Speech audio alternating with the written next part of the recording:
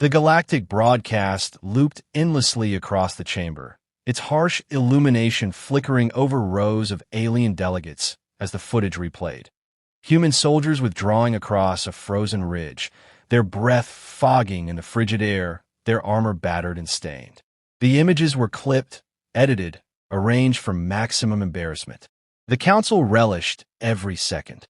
Their laughter rolled through the hall, deep clicks, whistling trills, rasping exhales, each species adding its own flavor of disdain. To them, humanity had finally shown its true nature, overeager, underprepared, and ultimately fragile. Ambassador Zorvac of the Threx Dominion leaned forward, mandibles flexing in amusement. Observe their scurrying. I believe this behavior is called retreat. He motioned toward the projection as though gesturing to a comedy. And yet they insisted they were prepared to stand against the Korthuun. Absurd. A few delegates murmured in agreement. Others exchanged glances, less amused than irritated by Zorvac's theatrics. Representative Tali Run of the Lumeri Compact shifted in her seat, eyes quietly following the playback. She paused the image where a human marine hoisted a wounded comrade over his shoulder despite enemy fire raining down. Her voice was soft but carried an edge. Cowards do not shield one another with their bodies. She resumed the feed, ignoring Zorvac's scoffing. Still, her defense did little to curb the rising tide of ridicule. Most of the council had already made up their minds about Earth's place among the stars. Their fleets were too small, their technology too new, their soldiers too reckless. Worse, humanity seemed unable to comprehend the calculated brutality of the Korthuun Dominion's conquests. The Dominion advanced through galaxies like a wildfire consuming dry brush. In comparison, humanity was a newly kindled spark. And yet, the spark had not gone out. Not entirely. The broadcast shifted from battlefield chaos to a series of intercepted human communications. Several were marked classified, but the encryption had been broken. A series of hushed voices discussed a strategic repositioning, relocating certain units, consolidating others, planning a counterattack even while their lines buckled. But one word repeated, each time quieter, each time weighted with something the council couldn't immediately interpret. Reaper. It appeared in fragments. Confirm if the Reaper. Coordinates received for the Reapers only deploy if necessary. The room fell still for the first time since the meeting began. Zorvac's amusement faded slightly at the sudden hush. This is nothing, he said. A myth their commanders cling to. A morale puppet. Talirin did not look convinced. Humans were many things, but she had studied their history. They did not generate myths without purpose. Their legends were often warnings or promises. The broadcast shifted again, now displaying a blurred figure captured by a reconnaissance drone during an earlier battle. Cloaked, armored, faceless. The mask resembled a skull stretched into a predatory grin. The council delegates dismissed it instantly, waving their limbs or tendrils in dismissive motions. Intimidation theatrics, one delegate snickered. Primitive symbolism, another added. Talirin leaned closer, studying the posture, the stance, the stillness. Symbolic, yes, she murmured. But primitive? No. Zorvac clicked his mandibles. Regardless, Earth flees. Their warriors scatter. Even this theatrical phantom cannot disguise their weakness. Tali's gaze lingered on the last frozen frame. Or, she said quietly, they are preparing. Before anyone could respond, the chamber lights dimmed to signify the conclusion of the broadcast cycle. Delegates gathered their devices and notes, resuming conversations filled with condescension and certainty. Only Tali remained seated a moment longer, her eyes fixed on the fading projection, because retreat, she knew, was not always surrender. Sometimes it was the drawing of breath before the strike. Snow drifted in slow, whispering sheets as the dropship's ramp lowered, spilling muted light across the frozen clearing. Sergeant Hale braced against the frigid air and scanned the tree-line, his breath forming brief clouds that dissolved into the storm. His squad stood behind him, exhausted and shaken after 3 days of relentless pressure from the Korthuun advance. Their outpost had fallen, their communications array crippled, and reinforcements had been delayed by the Dominion's planetary shield. Morale hung by a thread, so thin Hale feared the next gust might sever it entirely. Then the figure stepped from the dropship. He moved with deliberate calm, boots sinking silently into the fresh snow. A dark had concealed most of his head, but the mask, white contoured and shaped into a skeletal visage, glowed faintly against the storm's dim light. Ammunition packs, tools, and slender hybrid-tech devices lined the plates on his chest and waist.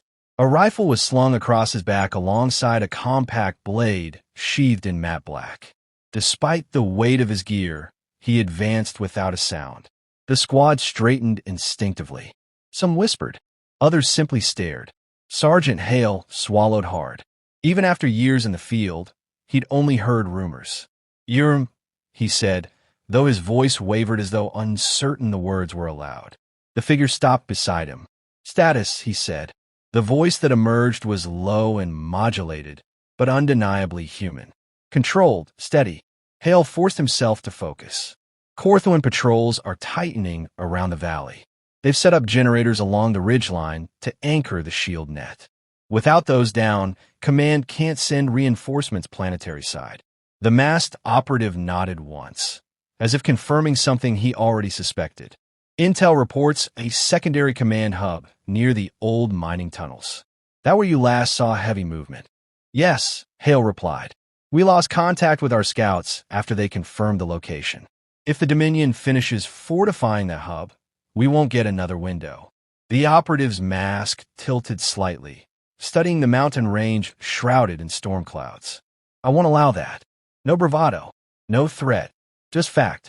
Private Emery, barely 20 and still trembling from the last firefight, stepped forward despite Hale's warning glance. Sir, she said, voice cracking, is it true you've operated alone behind Dominion lines for weeks? That you took out? The Reaper turned toward her. Emery's words died instantly, but not from fear.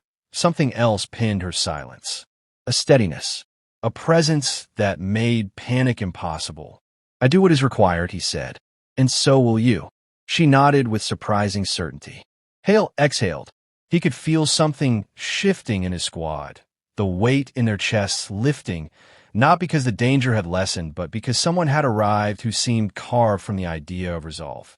A holographic map flickered to life on the Reaper's wrist device.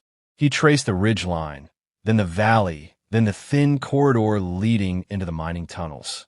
I'll infiltrate the hub, he said. You hold position here and keep the Dominion blind. If they detect movement on the ridge, they may reroute forces before I breach the generators. Hale hesitated. That's a lot of ground for one operative. The Reaper checked the charge on his rifle, then holstered it with quiet finality. Not for me. He disappeared into the forest with a speed that contradicted the storm's drag, cloak melding with the shifting blues and grays of the landscape. Within moments, he was gone, absorbed by the terrain as though he'd never existed. The squad stood in stunned silence. Somewhere deep in the valley, the war continued to grind forward, indifferent and merciless. If for the first time in days, Hale felt the faint stirrings of momentum. Not hope, momentum. A direction. Because the Reaper had chosen when to arrive. And somewhere ahead, the Korthuun were about to learn what that meant. The Korthuun command chamber pulsed with the steady thrum of bioorganic machinery, its walls shifting subtly like the ribs of some immense creature, breathing in slow intervals.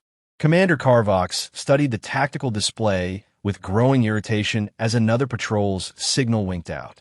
The map updated, marking the loss with a dull red blot, one of many that had appeared in rapid succession.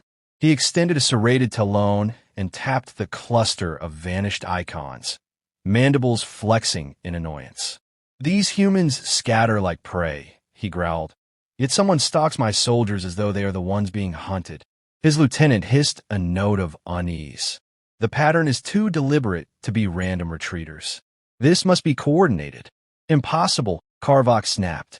The humans have no units behind our lines. Their air support cannot breach the shield, and their infantry lack the precision for it. A sudden tremor interrupted him as the chamber lights dimmed. The bio-sinew walls contracted in alarm.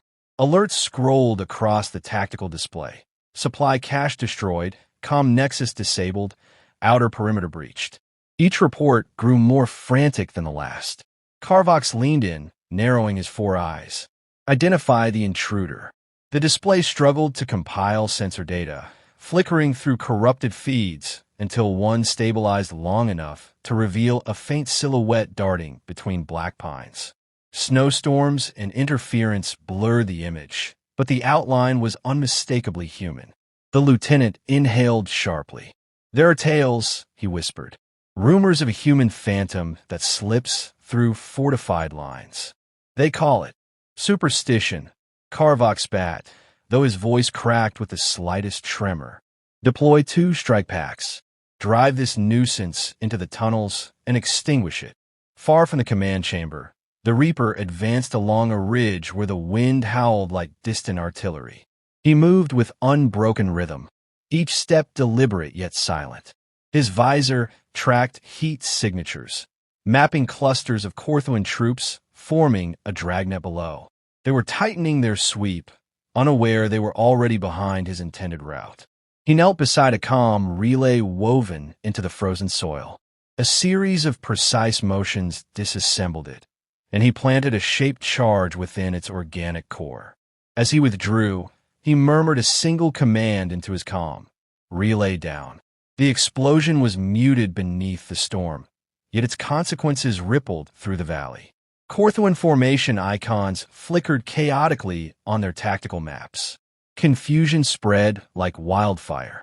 The Reaper shifted position, sliding behind a fractured boulder just as a strike pack thundered past, claws carving through snow. Their thermal scans swept over the ridge, yet found only empty cold. Once they moved on, he threw a glint mine into their wake. Moments later, a concussive blast tore through the silence, followed by screeches that dissolved into nothing. Above the planet, several galactic observers intercepted fragments of Dominion transmissions. Their feeds showed collapsing defensive lines and chaotic troop movements. Delegates who had laughed earlier now leaned forward in alarm. Among the flickering streams, one audio fragment repeated, "Unknown operative, efficiency unmatched, avoid direct engagement, avoid." The message cut out. In the valley below, Carvox barked frantic orders, demanding new patrol patterns. But every adjustment only worsened the disorder. The Reaper had severed the Dominion's ability to understand its own battlefield. Inside the mining tunnels, the final shield generator pulsed with dim blue light. Korthuun guards ringed it, weapons drawn, breaths steaming in the chilled air. They stiffened as the tunnel lights flickered. A low hum vibrated through the stone. Shadows stretched unnaturally across the walls. Then the Reaper stepped into view. The nearest guard fired, but his shot struck only darkness where the operative had been a breath earlier. The Reaper surged forward, disabling 2 guards with swift, surgical strikes. A third lunged, but the operative twisted, blade flashing, sending the creature collapsing into the dust. Carvox's voice roared through the tunnel speakers, desperate. "Identify yourself, human." The Reaper paused before the generator, snow melting from his cloak in slow droplets. He activated a channel that reached every Dominion unit, every listener intercepting signals, every council chamber monitoring the feeds. His voice emerged steady and unadorned. "Callsign, Reaper.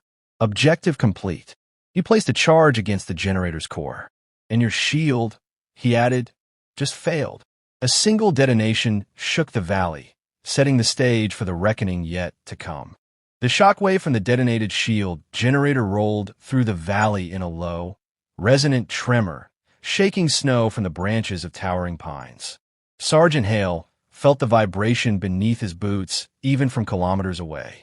A moment later, his comm crackled, the static dissolving into a clear channel for the first time in days. Above him, the clouds split with burning lines of descending thrusters as Earth's reinforcements pierced the sky without resistance. The planetary shield, once an unbreakable cage, now lay silent. Hale exhaled a breath he hadn't realized he'd been holding. He did it, he murmured as the squad erupted in relieved shouts. The Korthuun did not celebrate. Their command channels degenerated into panicked roars. Units scrambled from their fortifications, stunned by the sudden loss of their greatest advantage. Commander Karvox stormed from his chamber, claws tearing deep gouges in the floor as he demanded updates. But none of his subordinates could provide coherent reports. The defenses he'd spent weeks constructing were collapsing in minutes. He ordered every remaining soldier to converge on the mining tunnels where the generator had stood. Snow churned under the stampede of clawed feet as Korthuun forces thundered through the valley. But the first wave arrived only to find shattered bodies, flickering lights, and a crater glowing with residual energy. The Reaper was gone. Not far from the ruins, the operative moved with steady purpose through a ravine thick with drifting snow. He tracked the approaching reinforcement lines, watching them splinter as Earth's dropships deployed armored platoons along the ridgeline. The battlefield had shifted in an instant, yet he felt no triumph, only the familiar pull of the next objective. He reached a ledge overlooking the valley just as Karvox arrived at the crater, fury radiating from his massive frame. The Korthuun commander scanned the devastation, mandibles clenching in disbelief.